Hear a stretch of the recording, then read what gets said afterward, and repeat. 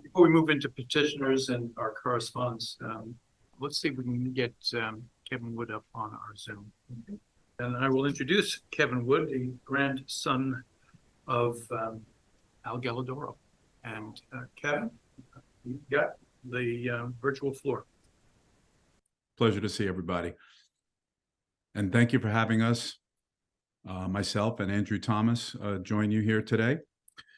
To the council, to the mayor, to the admin, and Kerry for getting me on board here. We really appreciate it. Just wanted to take 1 minute to just give you some background on myself, my affiliation with Oneonta. I graduated Oneonta State in '84. I spent the years of 1980 to '89 in Oneonta. Some of the best years of my life in so many ways. I played music in Oneonta. I own several businesses and have family in Oneonta, and I do miss it and visit as much as I can now. I live on Long Island now. I have 4 children. I actually work in municipal government myself. And funny enough, myself and Andrew are actually working on a stage in the village of Port Jefferson. So a little bit about Al as well. Al was my grandfather. I managed his music, his recorded music. We traveled to hundreds of dates together, and I spent some great years with him in Oneonta, as well as East Islip, Long Island.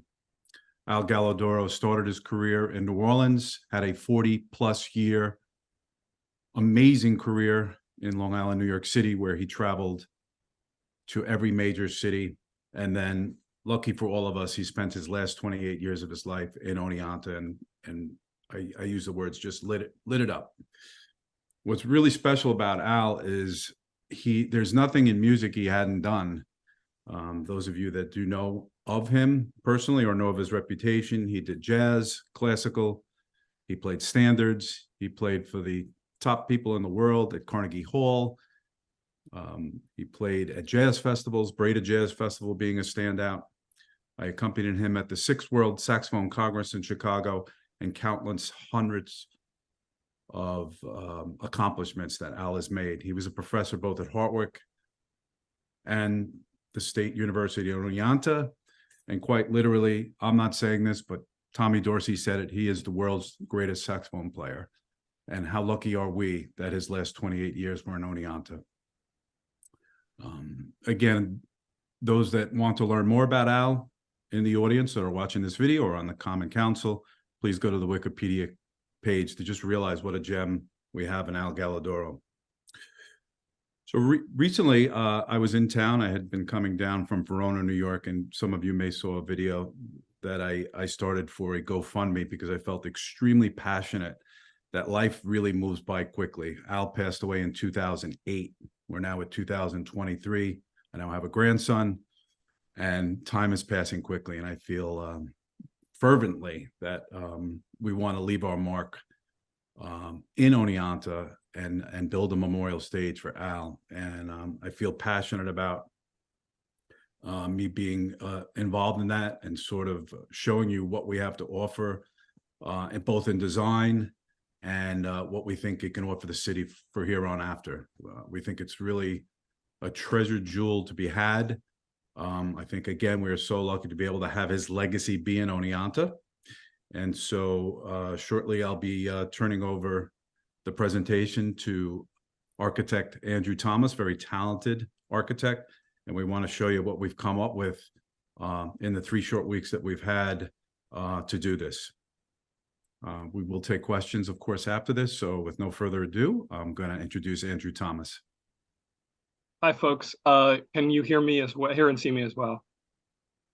Yes, perfect. Hands in the audience.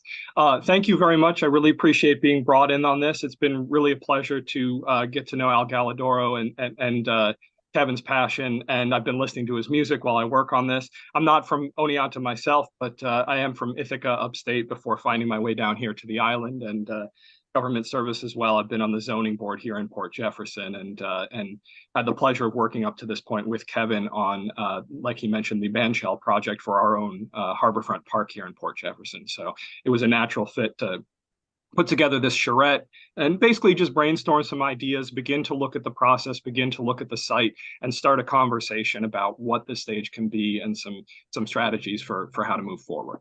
Am I able to share my screen? It appears I am. I'll ask for another show of hands to make sure that everything's working. Let's see. Can you see a satellite photograph of Oneonta? Yeah. Fantastic. All right, so obviously we're all familiar with this. We're going to zoom in on Muller Plaza here, right in the heart of, let me get my advancing, there we go, right off of Main Street. And the next couple of images that I've got, there was a sort of a draft RFP for design proposals, which was envisioning a stage potentially in the corner. There was a question mark there in the document, but it was considering a stage of hypothetically 4 foot tall, roughly 300 square feet, potentially in the corner of the square here. As a starting point, that was part of the conversation, considering the sites that had been considered.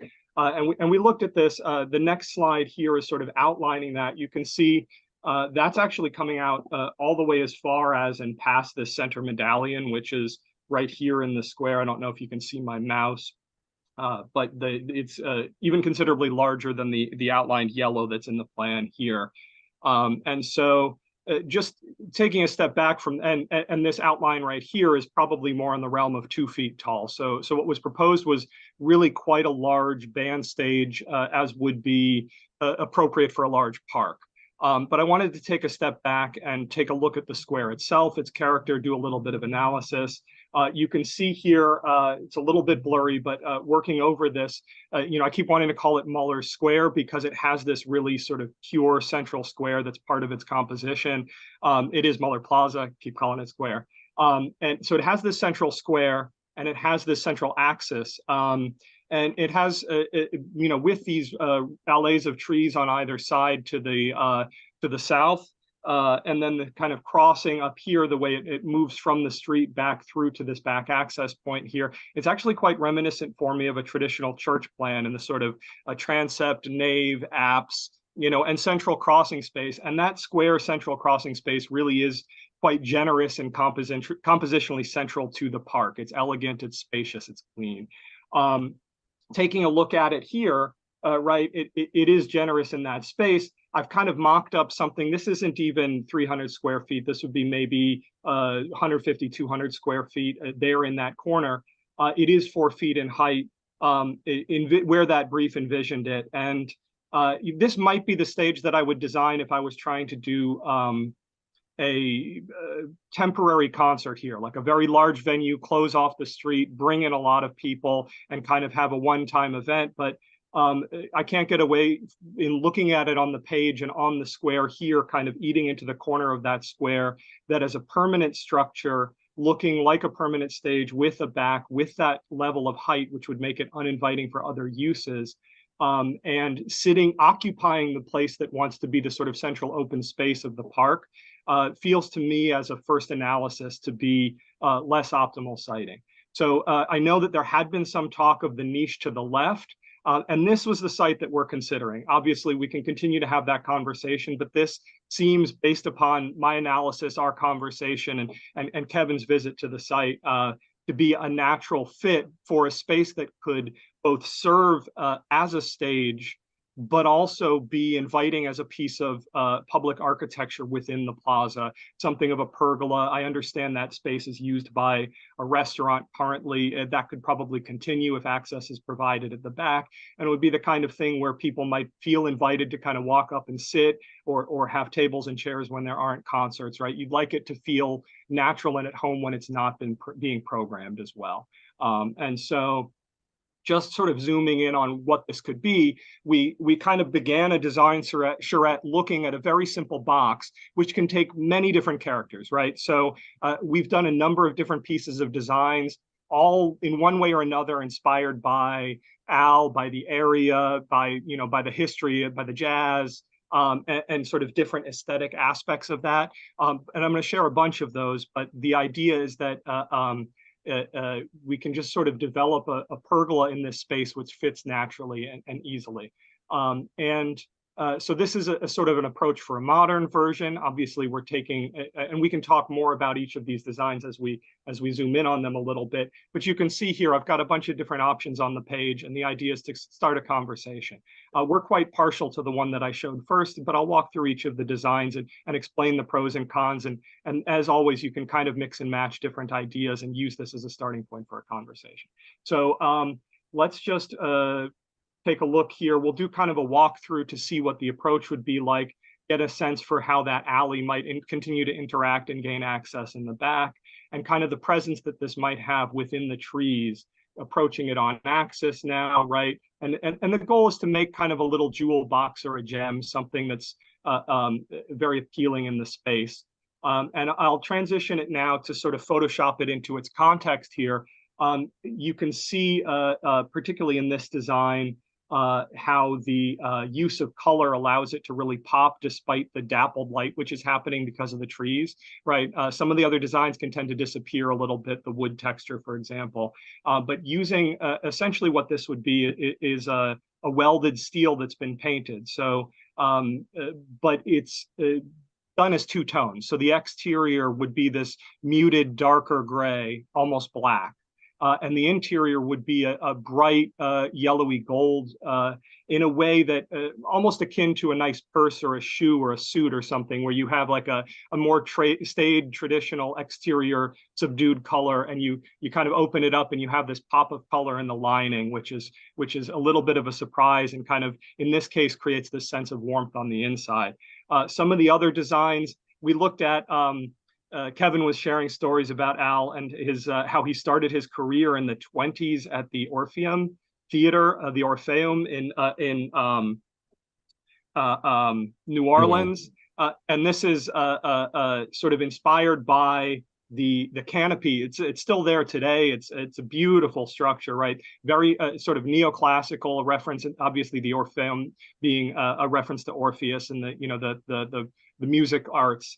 So there's a lot of sort of neoclassical work up top in the stonework of the building, which one wouldn't attempt to replicate today. But this patinaed copper and bronze detailing on this canopy was suggestive of maybe more of a literal Art Deco approach, right? Where you might have these kind of steel columns folded in an Art Deco stylized symmetrical Art Deco fashion, but reminiscent of pulled back curtains, or right, there's sort of play that we can do here around different styles. Another approach might be again contemporary, but a little bit more rustic, very accessible, very familiar, very warm, a kind of a timber structure where you're locking these things together. It's quite structurally sound, quite straightforward. And really very beautiful, and at home in the woods. It disappears a little bit more, but in a natural fashion.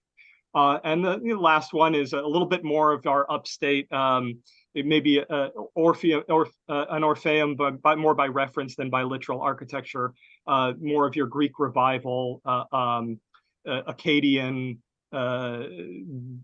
idealized dwelling in a woods type approach, right? You can see we had a lot of fun here looking at, again, bringing a bit of that jazz Art Deco flair into these brass handrails that are in the pattern of a saxophone. Very ornate and elaborate, but now is the time to kind of put out a bunch of ideas and see what really sparks the creativity in the process. But getting back to this piece right here, there's something about it that feels more about the space and what's happening in it than the object itself. And so it ends up kind of creating this beautiful, clean, classic because of its detailing, but still contemporary. It feels at home being built today, and yet with that gold tone, with those letterings, with that detailing, with that pinstripe and that reveal, it has a little bit of that Art Deco in it. And we did manage to integrate back in some of that formal reference, almost like a little secret in it, that we worked the lattice pattern in order to bring back the pattern of the saxophone, right? So there's this when the sun is just right at the in the summer in the middle of the day, and it's clear and shining, you would be able to see that sort of presence of Al there as a reference in the shadow, but it's not sort of ornately worked into the handrails in so much of an obvious fashion, right?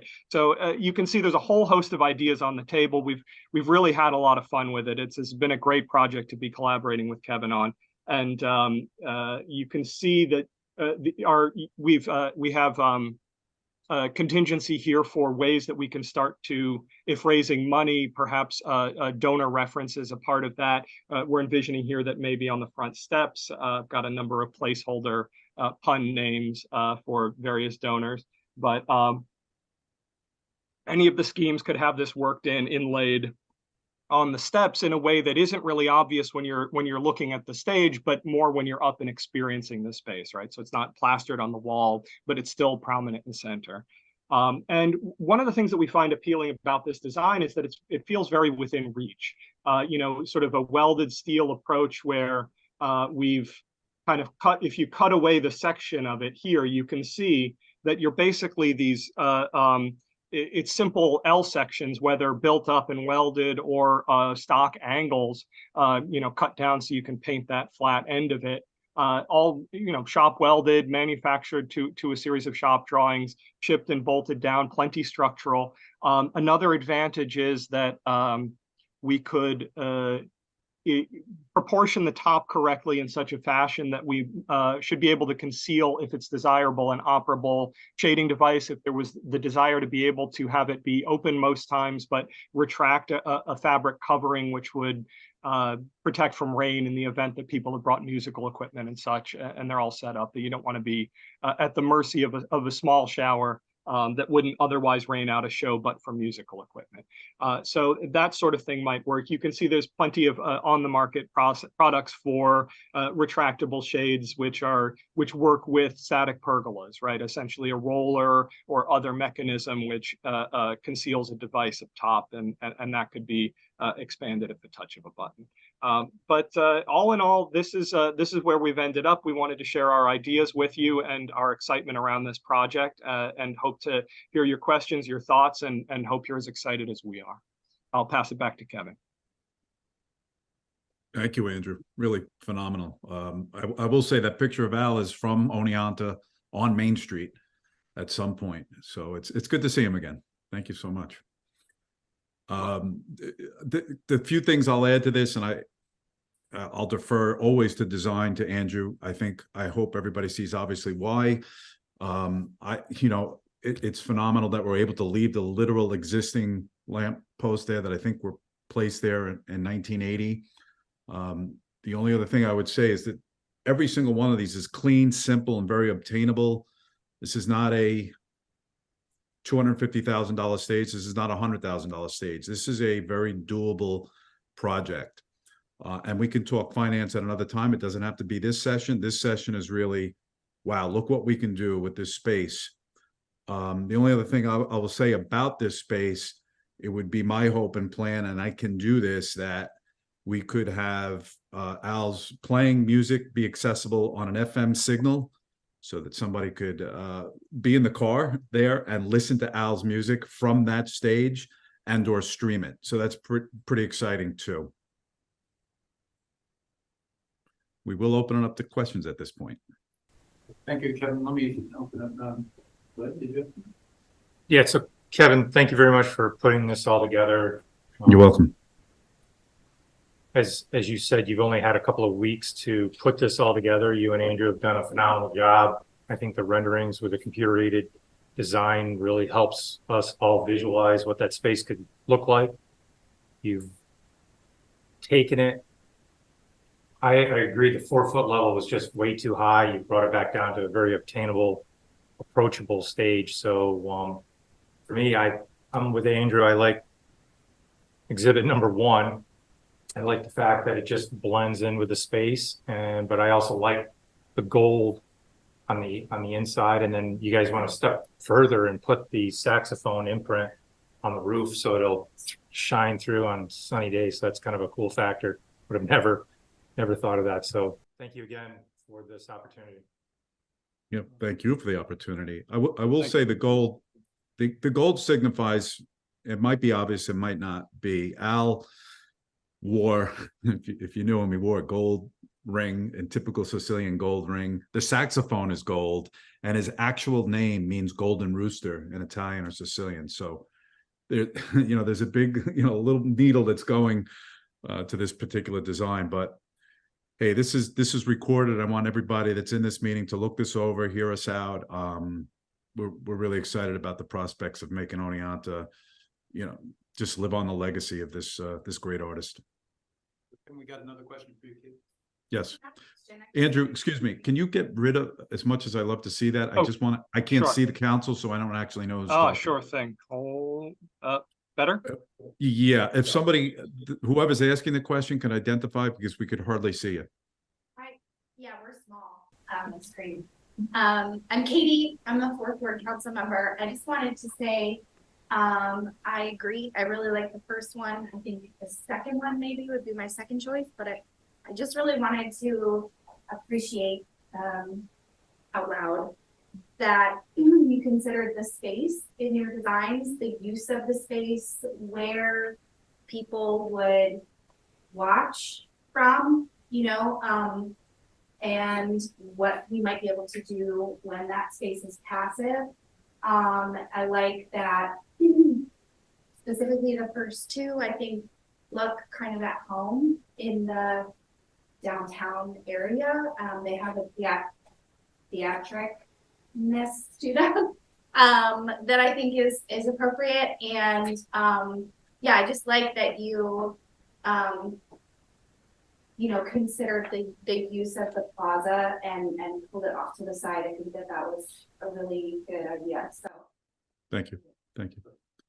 The integration was important. But by the way, notice we didn't build any speakers into this. We don't, I mean, I have a lot of experience with this.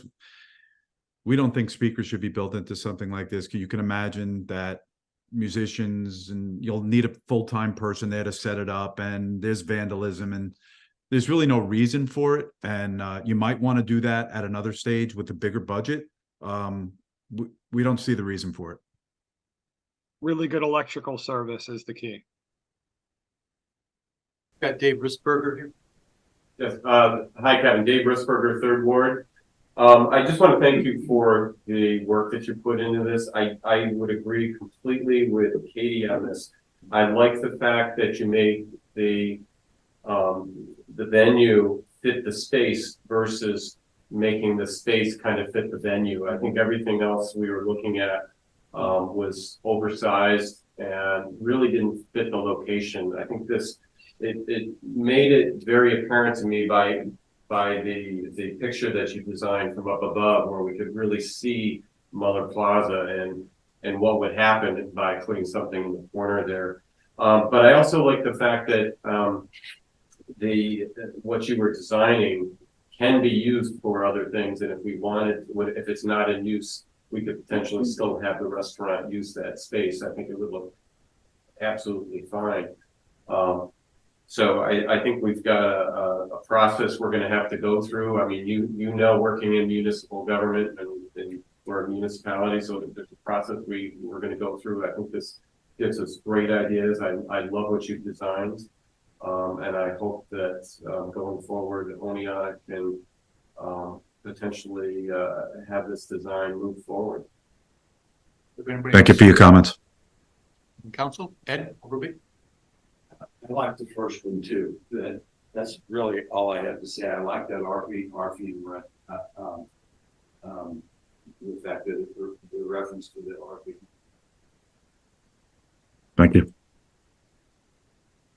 So Kevin, as Councilmember Risberger was saying, there's a process that we'll need to go through. Can you give us a sense, as you do work in municipal government, of what your sense of the next steps might be from your perspective? I can. I'm going to actually defer to Andrew on this, since he's actually involved in building and planning and some of the things. And if you can offer just your comments on this, Andrew. I mean, RFP is in order here. Am I correct? With prevailing wage and all that type of municipal items, right? Is this I'd have to completely understand where the city of Oneonta would stand on their process, and then I can really answer you very accurately. We are prepared to, and this is where, Andrew, I want you to step in terms of, blueprinting or designing and, getting it down so that it can be built, if that's one of the questions that are being asked. Yeah, we're fully capable of taking this to construction documents, shop drawings, bidding it out to multiple contractors to bid. Obviously, you have your procurement process, and that'll be relevant for contracting services, but also perhaps for design services, depending on how that's constructed. I'll defer to the town to solve that, but in terms of the technical next steps moving forward, once we're a go and we have a structure in place, we can move into a kind of a design development where we make sure that we have the elements that we want. We start to tackle the technical questions in a way to make sure we're not leaving anything out, and really get it to the point where it's fabricatable, and we can start to put some real numbers on it. Because it's, this is not a full-scale building with all of the design process and trades that entails. It's a relatively discrete object, and so there is some development that needs to happen, some small complexities, but I think we can get pretty quickly towards being able to get shops and quotes and really move towards fabrication. Thank you. I want to bring our city administrator, Greg Mattice, who would be most intimately involved in the RFP process, just into the conversation, if I could. Specifically, what our RFP process is. So for design, anything over $20,000 for design needs to be a formal RFP unless that's waived by the council. They can waive that for any amount for professional services. Below $20,000 requirement.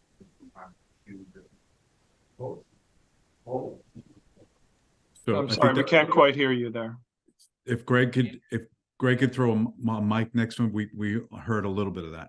Can you hear me now? Yes, much better. Thank you. Better. Okay. Sorry about that.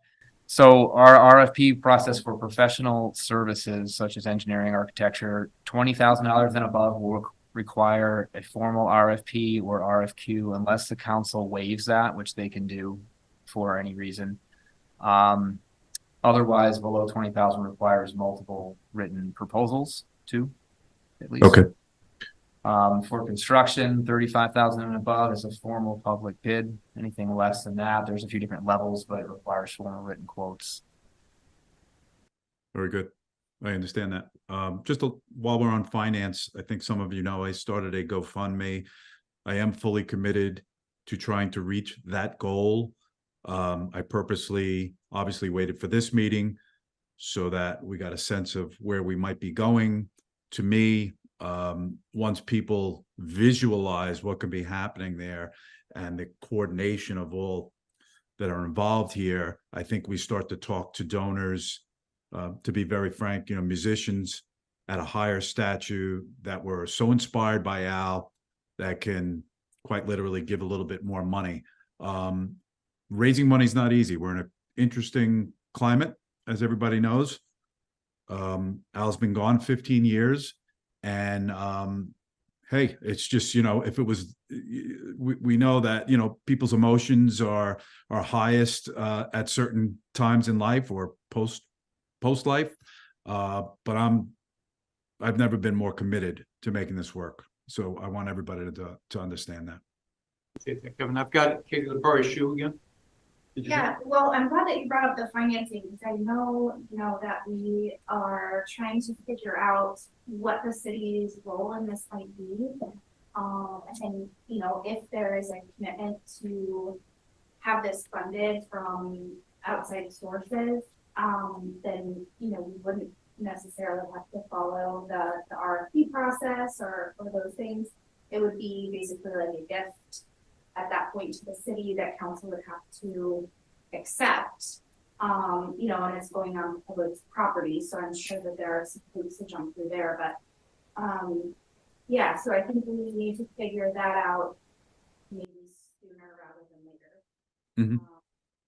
Mm-hmm. Everything comes a little more into focus when we have a a final number or at least a range, then it really becomes much more focused in efforts and in procurement. So again, I guess my question would be regarding timeline, because we're in fact looking at some timeline issues. All ARPA funds have to be obligated by the end of 2024, meaning contracts in place. I'm not sure if you guys can hear me. ARPA funds need to be obligated by the end of 2024. So we've got a year and a month. Okay, Plenty of time Excellent. for this project. I would. great, good news. Well, unless there are other questions or comments from council, are there? Folks, very, very much appreciate all of the effort, all of the creativity, the commitment and the love, especially Kevin, that you've got for your grandfather. It's heartwarming, and I appreciate your time here today. So thank you. We appreciate it as well. It's been a pleasure. Thank you so much. I just first want to say I'm very excited about this. I'm a musician and I've played a few outdoor concerts, and there are times when I was so sorry I did, but this will make it very nice. I actually got to do a couple of jam sessions with Al, so this is very, very special. Yes, it is.